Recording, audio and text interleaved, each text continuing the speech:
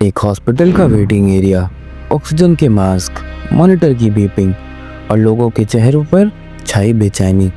वहीं पे बैठा था राघव, 22 साल का, थका हुआ, जिसका चेहरा जिम्मेदारियों ने झुका दिया था।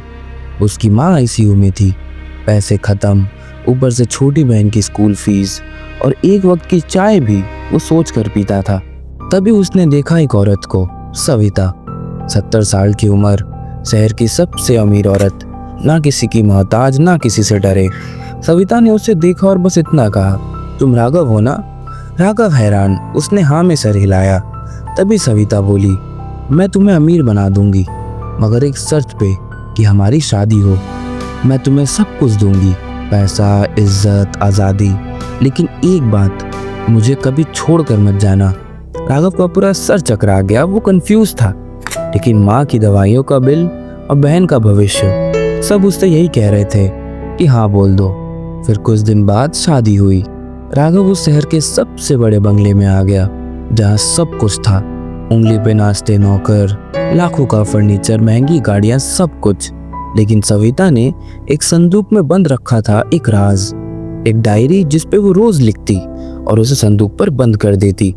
राघव अक्सर उस डायरी के बारे में पूछता, लेकिन जवाब नहीं मिलता।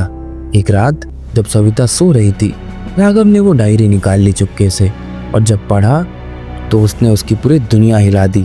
डायरी में लिखा था, मैं सविता एक वक्त राघव के पिता हरीश से मोहब्बत करती थी, लेकिन उन्होंने मुझसे एक प्रॉमिस लिया था, अगर मैं कभी मर गया और तुम जिंदा रह गई तो मेरे बेटे को माँ बन के संभालना। मैं ये वादा निभा रही हूँ, लेकिन उसे कभी बताया नहीं।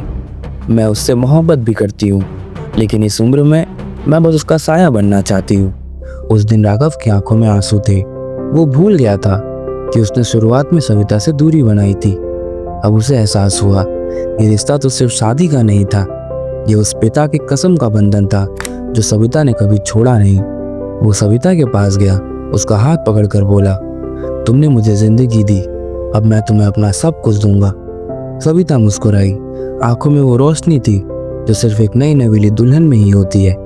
और कुछ महीने बाद सविता दुनिया से चली गई।